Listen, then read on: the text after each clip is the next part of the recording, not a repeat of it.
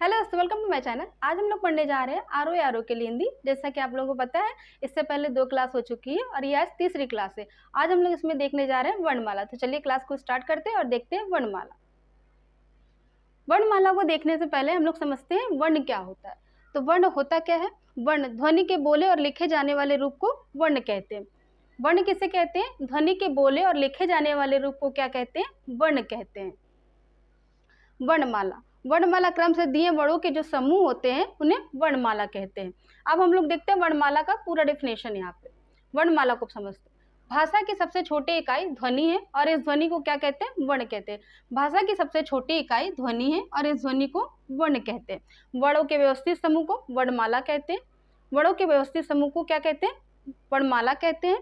और आप ऐसे भी समझ सकते हैं कि वर्णमाला किसी शब्द का वह खंड जिसे खंड खंड नहीं किया जा सकता है, किसी शब्द का वह खंड जिसे खंड खंड नहीं किया जा सकता है या जिसका विभाजन नहीं किया जा सकता है, उसे क्या कहते हैं? उसे वर्णमाला कहते हैं। वर्णों के व्यवस्थित समूह को भी वर्णमाला कहते हैं। हिंदी वर्णमाला में वर्णों की संख्या जो होती है वो 52 होती है। तो कुल संख्या कितनी होती है वर्णों की? तो वो 52 होती है। और हिंदी वर्णमाला को कितने भागों में बांटा गया? तो 2 भागों में बांटा गया है। कितने भागों में बांटा गया? 2 भागों में बांटा गया। कौन कौन से भागों में? एक स्वर है, दूसरा व्यंजन है। तो आइए हम लोग देखते हैं स्वर। स्वर किसे कहते हैं? तो जो वर्ण स्वतंत्र रूप से बोले जाते हैं उन्हें स्वर कहा जाता है। तो क्या होता है इसमें? स्वर में जो बिल्कुल फ्लुएंस के साथ बोले जाते हैं, जिसमें कोई बिना रुकावट के बिल्कुल स्वतंत्र रूप से बोले जाते हैं, उन्हें क्या कहते हैं? उन्हें स्वर कहा जाता है। अब हम लोग देखते हैं इसके प्रकार। स्वर के प्रकार कौन कौन से हैं? पहला हास्य स्वर, दूसरा दीर्घ स्वर, तीसरा लुप्त स्वर। हास्य स्वर की जो मात्रा है वो क्या है? आ, ई, उ। अब देखेंगे दीर्घ स्वर। दीर्घ स्वर की जो दूसरी मात्रा है वो क्या है? आ, ई, उ, ए, ओ, ओ। अब हम लोग देखेंगे लुप्त स्वर। लुप्त स्वर में जो मात्रा है ओम। ओम जैसे कि हम लोग बोलते हैं ओम करके जो आवाज निकलती है ओम वाली, वो शब्द यहाँ पे वही वाला ओम है। अब हम लोग देखेंगे हास्य स्वर। हास्य स्वर किसे कहते हैं? तो जिन स्वरों के उच्चारण में बहुत कम समय लगता है, जिन स्वरों के उच्चारण में बहुत कम समय लगता है उसे क्या कहते हैं? उसे हास्य स्वर कहते हैं। इसके एग्जाम्पल देख लीजिए, अ, ई, उ। अब हम लोग देखेंगे दीर्घ स्वर। जिन स्वरों के उच्चारण में हास्य स्वरों से अधिक समय लगता है उसे क्या कहते हैं? उसे दीर्घ स्वर कहते हैं। जिन स्वरों के उच्चारण में हास्य स्वर से अधिक समय लगता है वो क्या कहलाते हैं? वो दीर्घ स्वर कहलाते हैं। इसके एग्जाम्पल क्या है देख लीजिए, आ, ई, उ, ए, ओ। अब इसके क्वेश्चन जो बनते हैं इसमें एग्जाम पॉइंट ऑफ व्यू से जो भी इंपॉर्टेंट चीज़ें है उसमें 2-3 क्वेश्चन बन जाते हैं। जैसे हिंदी वर्णमाला में वर्णों की कुल संख्या पूछी जाती है, तो वो आपकी वर्णों की कुल संख्या 52 है। कुल संख्या कितनी है? 52 है। हिंदी वर्णमाला को कितने भागों में बांटा गया? तो वो 2 भागों में बांटा गया। कौन कौन सा? स्वर और व्यंजन। भाषा की सबसे छोटी इकाई क्या होती है? तो वो क्या होती है? वो ध्वनि है। तो यहाँ से क्वेश्चन बनता रहता है।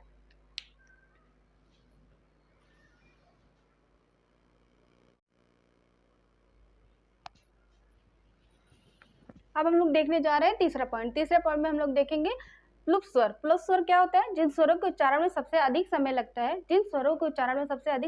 उसे प्लुप स्वर कहते हैं। जैसे आपने देखा था पहले नंबर पे हमने बताया था हास्य स्वर। हास्य स्वर क्या था? उसमें क्या होता था? उसमें कम समय लगता था। फिर उसके बाद आप लोगों ने देखा दीर्घ स्वर। दीर्घ स्वर में क्या था? उसमें अधिक समय लगता था।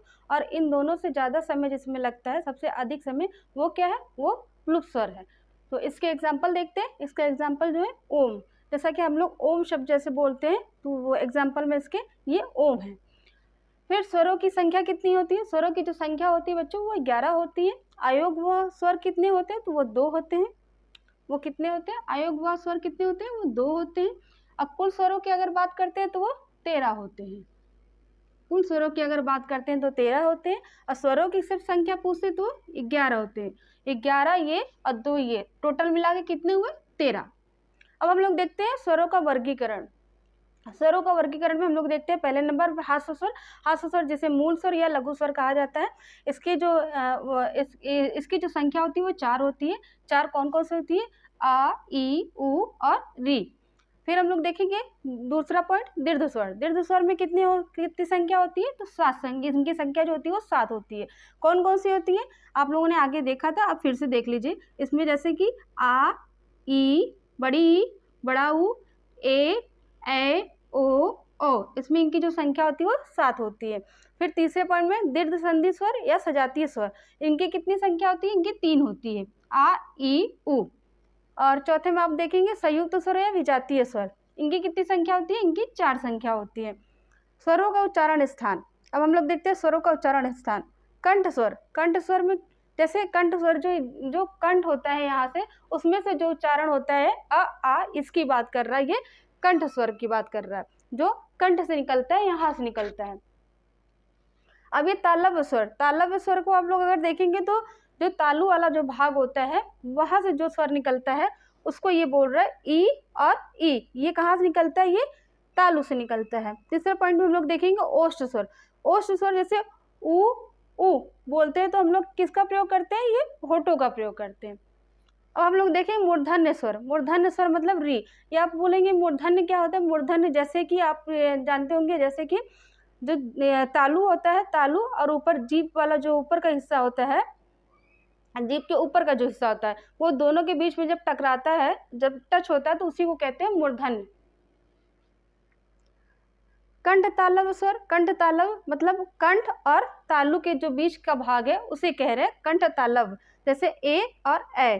कंठ ओष्ठ, कंठ और होठ दोनों के जो बीच के जो भाग है उसको कह रहे हैं ओ और ओ।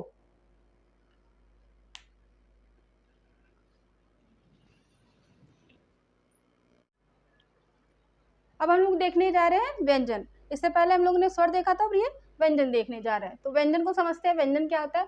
तो जो वर्ण स्वरों की सहायता से बोले जाते हैं वो व्यंजन कहलाते हैं। और आप ऐसे भी समझ सकते हैं कि जिन वर्णों का उच्चारण स्वर की सहायता के बिना नहीं हो पाता है वह व्यंजन वर्ण के अंतर्गत आते हैं। व्यंजन वर्ण के अंतर्गत मतलब वर्णमाला से स्वरों को निकाल दिया जाए अगर, तो शेष वर्ण जो बचते हैं वो क ख आदि जो है वो व्यंजन है। तो अब व्यंजन के प्रकार देखते हैं। व्यंजन कितने प्रकार के होते हैं, तो व्यंजन 6 प्रकार के होते हैं। कौन कौन से, पहला है स्पर्श व्यंजन, दूसरा है ऊष्म व्यंजन, तीसरा है उत्क्षिप्त व्यंजन, चौथा है संयुक्त व्यंजन, पांचवा अनुनासिक व्यंजन, छठा है अंतःस्थ व्यंजन। तो स्पर्श व्यंजन जो है इसमें क से म तक क्या हो, कितनी संख्या होती है इनकी, 25 होती है। और ऊष्म व्यंजन में कौन कौन से आते हैं, तो श, बड़ा श, छटकोड़ वाला सा, छोटा सा हा, इनकी संख्या जो होती है वो 4 होती है। और उत्क्षिप्त व्यंजन को देखते हैं, इसमें ड अड़ 2 संख्या होती है। और संयुक्त व्यंजन को देखते हैं, संयुक्त व्यंजन में क प्लस स मिलके बनता है छ, च प्लस र मिलके बनता है त्र, ज प्लस य मिलके बनता है ज्ञ, स प्लस र मिलके बनता है श। अब हम लोग देखते हैं पांचवा अनुनासिक व्यंजन। अनुनासिक व्यंजन की संख्या कितनी होती है, 5। कौन कौन सी होती है, ड, य, र, न, म। अब हम लोग देखेंगे छठा अंतःस्थ व्यंजन। इनकी संख्या कितनी होती है, इनकी संख्या होती है 4। कौन कौन सी होती है, य, र, ल, व। अब हम लोग एक एक करके चीज़ों को समझते हैं और देखते हैं। इस पहला देखते हैं स्पर्श व्यंजन। तो स्पर्श व्यंजन किसे कहा जाता है, तो स्पर्श व्यंजन को समझते हैं। जिन व्यंजनों के उच्चारण में जिह्वा का कोई ना कोई भाग मुख के किसी न किसी भाग को स्पर्श करता है उसे क्या कहते हैं, वो स्पर्श व्यंजन कहलाते हैं। सेकंड हम लोग देखते हैं ऊष्म व्यंजन। तो ऊष्म व्यंजन किसे कहते हैं, ऊष्म व्यंजन का जब उच्चारण में एक प्रकार की गर्माहट हो, एक प्रकार की जो क्या होता है गर्माहट होती है, तो उसमें क्या होता है, ऊष्म व्यंजन कहलाते हैं वो। तीसरा क्या है, तीसरा उत्क्षिप्त व्यंजन। उत्क्षिप्त व्यंजन किसे कहते हैं, जिन व्यंजनों के उच्चारण में जिह्वा की उल्टी हुई नोक तालु को छूकर झटके से हट जाती है उन्हें क्या कहते हैं, उत्क्षिप्त व्यंजन कहते हैं। जिन व्यंजनों के उच्चारण में जिह्वा की उल्टी हुई नोक तालु को छूकर झटके से हट जाती है उन्हें उत्क्षिप्त व्यंजन कहते हैं।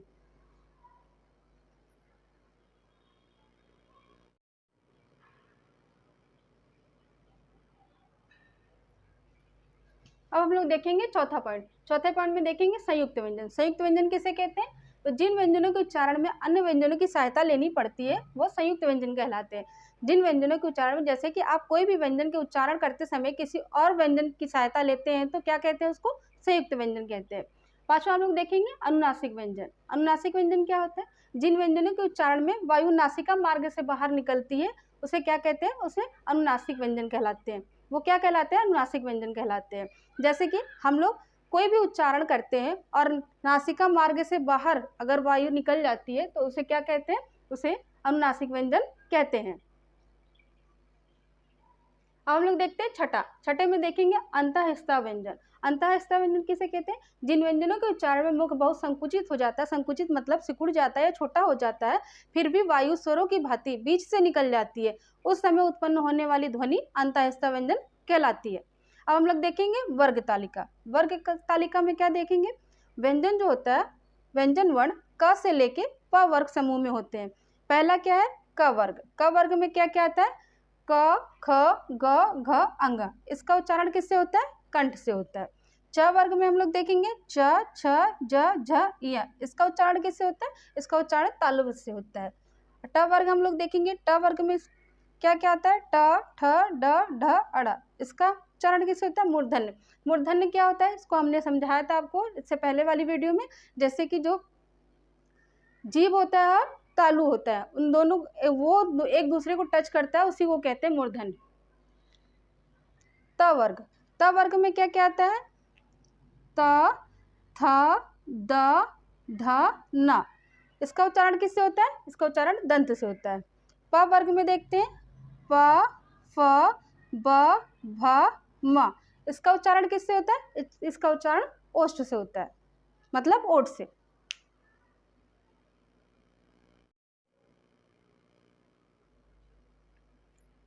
अब हम लोग देखेंगे घोष व्यंजन और अघोष व्यंजन। तो देखते हैं घोष व्यंजन को।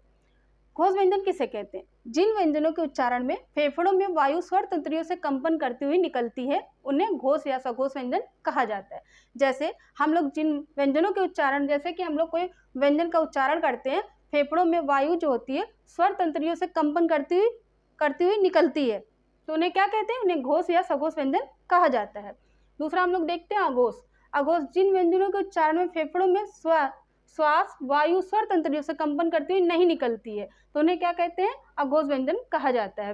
अब हम लोग देखेंगे अल्प प्राण। अल्प प्राण जिन व्यंजन ध्वनियों के उच्चारण में श्वास बल का प्रयोग कम होता है। इसमें क्या होता है कि जो श्वास बल है उसका प्रयोग क्या होता है? इसका प्रयोग कम होता है, तो उसे क्या कहते हैं? अल्प प्राण। और जिनमें अधिक प्रयोग होता है, श्वास बल अधिक लगता है, उन्हें क्या कहते हैं? उन्हें महाप्राण व्यंजन कहा जाता है। तो दोस्तों, वीडियो बनाने में बहुत मेहनत लगती है, तो थोड़ा सा आप लोग भी सपोर्ट करिए। और आज वीडियो बनाने में काफ़ी टाइम लग गया, सो प्लीज़ एक लाइक तो बनता है, तो आप लोग एक लाइक ज़रूर करिएगा। आज के लिए इतना काफ़ी है, मिलते हैं नेक्स्ट वीडियो में। Thank you.